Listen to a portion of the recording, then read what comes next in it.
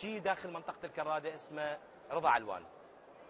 هذه عائلة كاملة ما تعرضت من الإعدامات ومن المراقبات والمتابعات، وظلت متواجدة لتقدم مادة البن أي القهوة. بعد سنين طويلة تقدم ثقافيا مخلوط وممزوج برائحة القهوة من جديد. يمنع لعب الطاولة، يمنع لعب الدومنة، عدم وجود شاشات للتسلية، وجود الكتاب، أيضا عدم وجود الأرجيلة. ومثل ما يقولون عادة هي قهوة وما قهوة، لكن هذه المرة قهوة وبها قهوة فقط.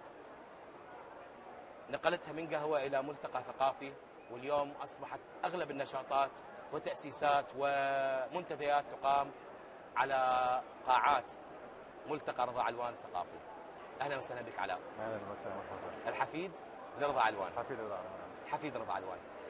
أنت الوحيد أم العائلة مساندتك بهذا المشهد؟ هو أول شيء كفكرة شخصية، يعني الموضوع هذا العائلة بالتشجيع أنه كلهم يحبون هذا الاسم، لأنه اسم معروف بالكرادة وعلى مستوى الأقرباء والأصدقاء والمعارف، وحتى الناس اللي غربة يعرفون هذا الاسم. خالد صار له فترة 50-60 سنة بالكرادة، وعائلة كبيرة من 13 عم، من أب واحد أم واحدة. كونت هاي العائلة بتكاتف كلهم وتلاحم بيناتهم والتواصل، ابتداء من الأب هو اللي كان مسيطر على الموضوع هذا وأهميته.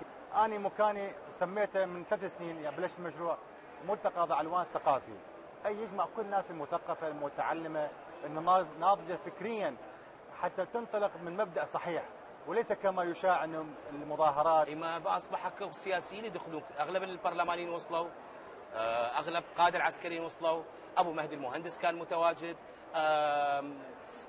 وزراء دخلوا وجوا لهذا المكان. النشطاء اليوم يخططون وينفذون انه مبادراتهم انه في هذا المكان نقابات واتحادات تأسست.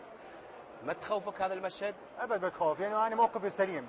اذا اكو شيء فبسوي ورا الستائر، مو يسوي قدامي. اذا اكو مؤامره او تحاك على اي موضوع او اي جهه معينه، فالحمد لله احنا مكشوفين، يعني نشتغل على الارض، ومع العلم انه هوايه اشخاص يجون على مستويات، يعني مثل ما ذكرت الوزراء ومسؤولين وشخصيات من الدوله واعلاميين وسياسيين مثقفين وفنانين مخرجين مسرحيين، كلهم اعتبرهم فئه واحده من الثقافه، من العلم، من الاقتصاد، من السياسه.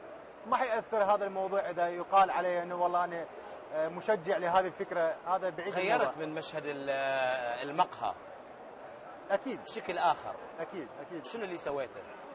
شوف، هي نقطة مهمة أنا بحد ذاتها بحثت عليها وصلت نتيجة فعلا كانت بمحلها، إنه أكون إنسان مميز بعملي وبنشاطاتي بتواجدي بعملي.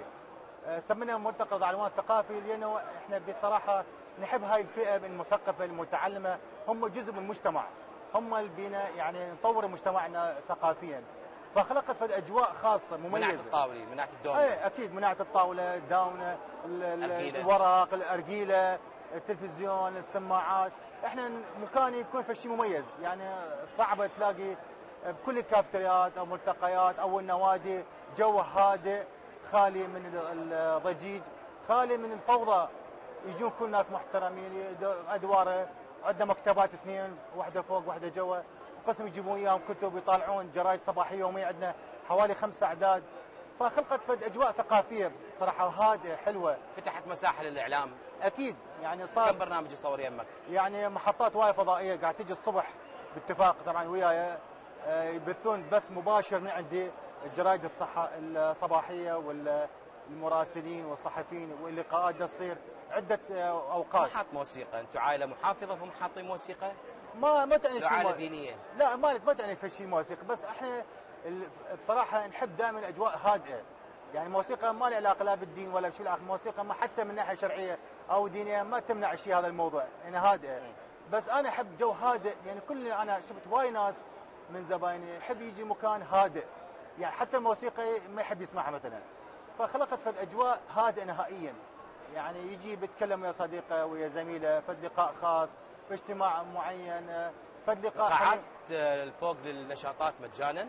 اكيد، انا هذا فالشيء ونادر ما يسوي كل الناس. انا انطي هالقاعه مجانا من عدد ضيافه، طبعا مساحه 120 نفر تاخذيه مجانا لعده مناسبات، لعده اعتبرها تصير احتفاليه، يعني اتحاد المراسلين، نقابه المحامين، الفنانين المحترفين، برامج تنميه بشريه، هواي اشخاص يجون فاتح هاي الابواب مجانا لهم دعم الثقافه، لان انا احس انه الثقافه جزء من المجتمع. احنا نتحدث هنا عن جزء كلش مهم، النيه في المستقبل. شنو التوسعات؟ اكيد اكو خفايا في وقتها احلى، يعني انا دائما اسعى تطوير عمل والنجاح واستقطاب اكبر ناس اكبر. ونزل شويه من السعر. ما نزل السعر لا. على رضا الوالد. انا اشكرك جزيل الشكر على تواجدك اليوم ويانا، لكن مثل ما قلت انه مساله النجوميه لا تحتاج الى انه شخص يكون فنان أكيد. او مطرب او اعلامي او لاعب كره قدم، ممكن عامل النظافه اذا اجتهد بعمله أكيد. يكون نجم اختصاصه، والكل تعرف انه هذا مجتهد ومخلص. اي مجال من مجالات الحياه نقدر ننطلق منها الى رحاب النجوميه والابداع والتميز. شكرا جزيلا لك تواجدك هذا اليوم. راح ننتقل الى